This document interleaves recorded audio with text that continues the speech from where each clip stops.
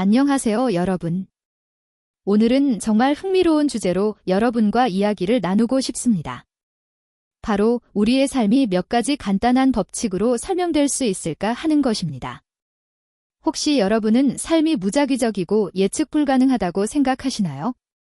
아니면 어떤 패턴이나 규칙이 있다고 생각하시나요? 사실 우리가 살아가면서 경험하는 많은 일들을 자세히 관찰해보면 놀랍게도 일정한 패턴과 법칙들이 반복되고 있다는 것을 발견할 수 있습니다. 먼저 물리학에서 시작해보겠습니다. 우리 모두가 알고 있는 뉴턴의 운동 법칙을 생각해보세요. 작용에는 반작용이 있다는 제3법칙 말입니다. 이것이 단순히 물리적인 현상에만 적용될까요? 전혀 그렇지 않습니다. 우리 인간관계에서도 똑같이 작동합니다.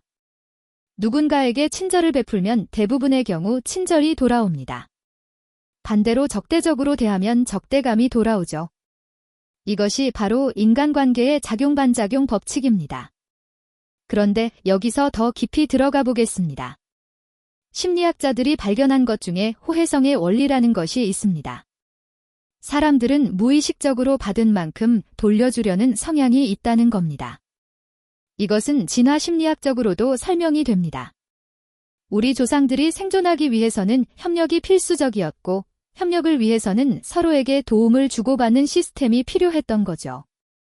자, 이제 경제학으로 넘어가 보겠습니다. 경제학에는 수학체감의 법칙이라는 것이 있습니다. 어떤 것을 계속 늘려나가면 처음에는 효과가 크지만 점점 그 효과가 줄어든다는 법칙입니다. 예를 들어 피자 한 조각을 먹을 때는 정말 맛있지만 10조각째를 먹을 때는 그렇게 맛있지 않죠. 이것이 바로 한계효용 체감의 법칙입니다. 놀랍게도 이 법칙은 우리 삶의 거의 모든 영역에서 작동합니다. 돈을 생각해보세요. 월급이 100만 원에서 200만 원으로 오를 때의 행복감과 1000만 원에서 1100만 원으로 오를 때의 행복감은 완전히 다릅니다. 같은 100만 원 인상이지만 체감하는 만족도는 전혀 다르죠. 인간관계에서도 마찬가지입니다. 혼자 있다가 친구 한 명이 생겼을 때의 기쁨과 이미 친구가 10명 있는데 한 명이 더 생겼을 때의 기쁨은 다릅니다. 심지어 사랑에서도 그렇습니다. 처음 만날 때의 설렘과 100번째 만날 때의 감정은 분명히 다르죠. 그렇다면 이것을 어떻게 우리 삶에 적용할 수 있을까요? 바로 다양성을 추구하는 것입니다. 한 가지에만 집중하기보다는 여러 가지 영역에서 성장과 만족을 추구하는 거죠. 이래서만 성취감을 찾으려 하지 말고 취미, 인간관계, 건강, 학습 등 다양한 영역에서 균형을 잡는 것이 더 큰 만족감을 줄 수 있습니다. 이제 파레토의 법칙에 대해 이야기해 보겠습니다. 80대 20의 법칙으로도 불리는 이 법칙은 원래 경제학자 빌프레도 파레토가 발견한 것인데 인구의 20%가 부의 80%를 소유한다는 것에서 시작되었습니다. 하지만 이 법칙은 경제뿐만 아니라 우리 삶의 거의 모든 영역에서 적용됩니다. 직장에서 생각해보세요. 여러분이 하는 업무의 20%가 성과의 80%를 만들어내지 않나요? 인간관계에서도 마찬가지입니다. 여러분이 아는 사람들 중 20% 정도의 사람들이 여러분 인생의 80% 정도의 기쁨과 의미를 가져다 주지 않나요? 심지어 우리가 입는 옷도 그렇습니다. 옷장에 있는 옷의 20%를 80%의 시간 동안 입게 됩니다. 우리가 듣는 음악도, 읽는 책도, 먹는 음식도 모두 마찬가지입니다. 그렇다면 이 법칙을 어떻게 활용할 수 있을까요? 바로 중요한 20%를 찾아내는 것입니다. 여러분의 시간과 에너지의 80%를 가장 중요한 20%에 집중하는 거죠. 그러면 훨씬 더 효율적이고 만족스러운 삶을 살 수 있습니다. 이제 복리의 법칙에 대해 이야기해 보겠습니다. 아인슈타인이 우주에서 가장 강력한 힘이라고 했다는 복리 말입니다. 복리는 이자에 이자가 붙는 현상을 말하는데 시간이 지날수록 그 효과가 기하급수적으로 증가합니다. 이것이 단순히 돈에만 적용될까요? 전혀 그렇지 않습니다. 학습에서도 복리 효과가 나타납니다. 매일 조금씩 배우는 것이 쌓이고 쌓여서 나중에는 엄청난 지식과 실력이 됩니다. 건강에서도 마찬가지입니다. 매일 조금씩 운동하고 건강한 식습관을 유지하는 것이 쌓여서 나중에는 크나큰 건강상의 이익이 됩니다. 인간관계에서도 복리 효과가 있습니다. 매일 조금씩 상대방에게 관심을 갖고 배려하는 것이 쌓여서 나중에는 깊고 의미 있는 관계가 됩니다. 심지어 개인의 성격이나 습관도 마찬가지입니다. 매일 조금씩 좋은 습관을 실천하는 것이 쌓여서 나중에는 완전히 다른 사람이 될 수 있습니다. 그런데 복리에는 중요한 특징이 있습니다. 바로 시간이 필요하다는 것입니다. 처음에는 그 효과가 거의 보이지 않습니다. 하지만 일정 시간이 지나면 갑자기 폭발적으로 증가하죠. 이것을 임계점이라고 합니다. 많은 사람들이 이 임계점에 도달하기 전에 포기합니다. 효과가 보이지 않으니까요. 하지만 성공하는 사람들은 이 복리의 원리를 이해하고 꾸준히 지속합니다. 그래서 나중에 놀라운 결과를 얻게 되는 거죠. 이제 엔트로피의 법칙에 대해 이야기해 보겠습니다. 열역학 제2법칙으로도 불리는 이 법칙은 우주의 무질서도가 계속 증가한다는 것을 말합니다. 쉽게 말해서 모든 것은 자연스럽게 무너지고 흩어지려는 성향이 있다는 거죠. 여러분의 방을 생각해 보세요. 청소를 하지 않으면 자연스럽게 어지러워집니다. 혼자서 정리정돈이 되지는 않죠. 이것이 바로 엔트로피의 증가입니다. 우리 삶에서도 마찬가지입니다. 건강을 유지하려면 지속적으로 노력해야 합니다. 가만히 있으면 자연스럽게 건강이 악화되죠. 인간관계도 마찬가지입니다. 지속적으로 관리하고 노력해야 좋은 관계를 유지할 수 있습니다. 방치하면 자연스럽게 소원해집니다. 심지어 우리의 기술이나 지식도 그렇습니다. 계속 사용하고 발전시키지 않으면 자연스럽게 퇴화됩니다. 이것을 유스 이트 오어 루즈 이트, 즉 사용하지 않으면 잃게 된다는 원리로 표현하기도 합니다. 그렇다면 엔트로피에 맞서는 방법은 무엇일까요? 바로 지속적인 에너지 투입입니다. 의식적이고 계획적인 노력을 통해 무질서를 질서로 바꾸는 거죠. 이것이 바로 성장과 발전의 본질입니다. 이제 네트워크 효과에 대해 이야기해 보겠습니다. 네트워크 효과란 네트워크에 참여하는 사용자가 늘어날수록 그 네트워크의 가치가 기하급수적으로 증가한다는 것을 말합니다. 전화를 생각해 보세요. 전화를 가진 사람이 한 명뿐이라면 전화는 아무 쓸모가 없습니다. 하지만 전화를 가진 사람이 늘어날수록 전화의 가치는 급격히 증가하죠. 이것이 우리 인생에서는 어떻게 적용될까요? 바로 인간관계에서입니다. 여러분이 알고 있는 사람들이 서로 연결될수록 그 네트워크의 가치는 기하급수적으로 증가합니다. 좋은 기회도 더 많이 생기고 도움을 받을 수 있는 경우도 늘어나죠.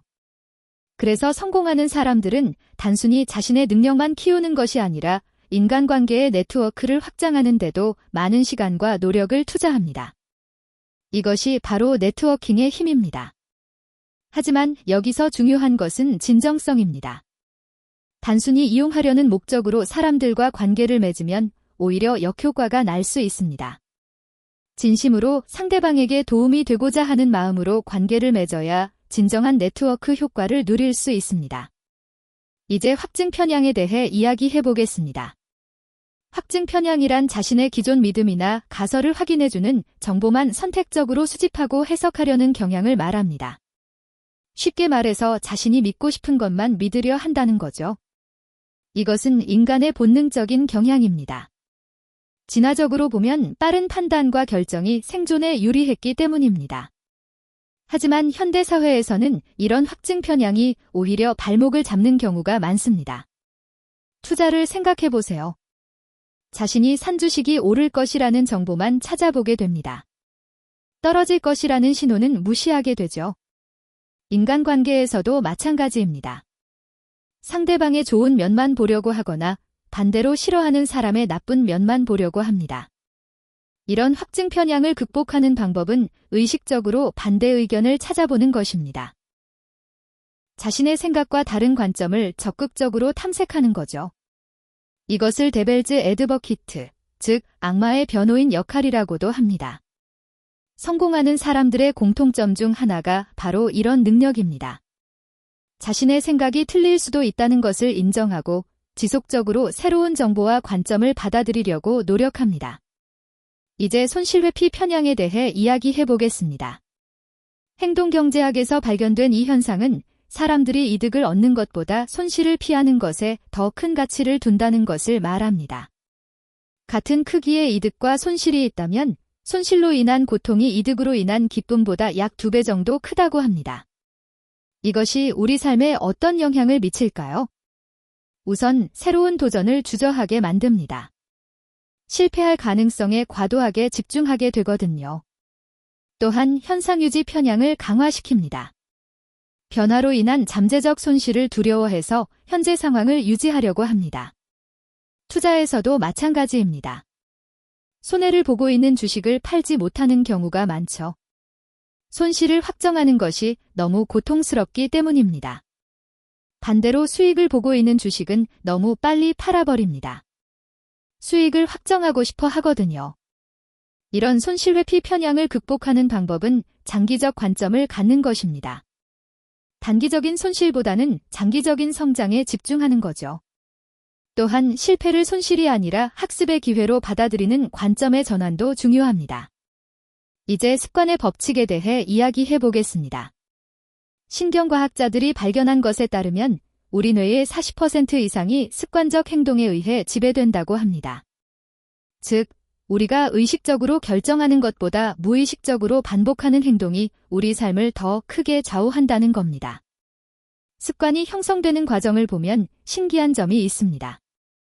처음에는 의식적인 노력이 필요하지만 반복되면서 점점 자동화됩니다.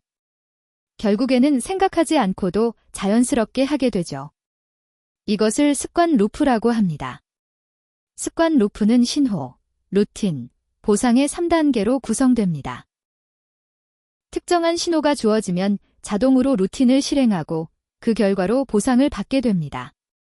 이 과정이 반복되면서 습관이 강화되는 거죠. 좋은 습관을 만드는 방법은 이 루프를 의식적으로 설계하는 것입니다. 명확한 신호를 만들고 작은 루틴부터 시작해서 즉각적인 보상을 주는 거죠. 예를 들어 운동 습관을 만든다면 운동화를 침대 옆에 두어서 일어나자마자 보이게 하고 처음에는 5분 정도의 짧은 운동부터 시작해서 운동 후에 좋아하는 음악을 듣거나 맛있는 것을 먹는 식으로 보상을 주는 것입니다. 반대로 나쁜 습관을 끊는 방법은 이 루프를 방해하는 것입니다. 신호를 제거하거나 루틴을 다른 것으로 대체하거나 보상을 없애는 거죠. 이제 마지막으로 의미의 법칙에 대해 이야기해 보겠습니다. 심리학자 빅터 프랭클이 발견한 것인데 인간은 행복을 직접 추구할 때보다 의미를 추구할 때 더 깊은 만족감을 느낀다는 것입니다. 이것은 정말 중요한 법칙입니다. 많은 사람들이 행복을 직접 추구하려고 합니다. 더 많은 돈을 벌고, 더 좋은 집에 살고, 더 맛있는 음식을 먹으려고 하죠.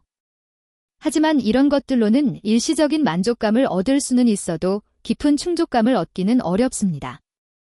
반면에 자신의 행동에서 의미를 찾는 사람들은 다릅니다. 자신이 하는 일이 다른 사람에게 도움이 된다고 생각하거나 더 큰 목적에 기여한다고 여기는 사람들은 같은 일을 해도 더 큰 만족감을 느낍니다. 의미는 어디서 올까요? 첫째는 관계에서 옵니다. 다른 사람과의 깊은 연결감이 의미를 만들어줍니다. 둘째는 성장에서 옵니다. 자신이 발전하고 있다는 느낌이 의미를 줍니다. 셋째는 기여에서 옵니다. 자신보다 큰 무언가에 기여하고 있다는 느낌이 의미를 만들어줍니다. 결국 이 모든 법칙들을 종합해보면 한 가지 결론에 도달합니다. 우리의 삶은 무작위적이고 예측 불가능한 것처럼 보이지만 실제로는 일정한 패턴과 법칙들이 작동하고 있다는 것입니다. 이런 법칙들을 이해하고 활용한다면 우리는 더 현명하고 효과적으로 살 수 있습니다. 작용반작용의 법칙을 알면 더 좋은 인간관계를 만들 수 있고 파레토 법칙을 알면 더 효율적으로 시간을 사용할 수 있습니다. 복리의 법칙을 알면 장기적인 관점에서 투자할 수 있고 엔트로피의 법칙을 알면 지속적인 노력의 중요성을 깨달을 수 있습니다. 하지만 가장 중요한 것은 이런 법칙들을 단순히 아는 것이 아니라 실제로 적용하는 것입니다. 지식은 행동으로 옮겨질 때만 가치가 있습니다. 여러분도 오늘부터 자신의 삶에서 이런 법칙들이 어떻게 작동하고 있는지 관찰해 보세요. 그리고 이 법칙들을 의식적으로 활용해서 더 나은 삶을 만들어 나가시기 바랍니다. 삶의 복잡함 속에서도 단순한 법칙들이 작동하고 있다는 것, 그리고 이 법칙들을 이해하고 활용할 수 있다는 것은 정말 놀라운 일입니다. 여러분의 삶이 이런 지혜로 더욱 풍성해지기를 바라며 오늘의 이야기를 마치겠습니다. 감사합니다.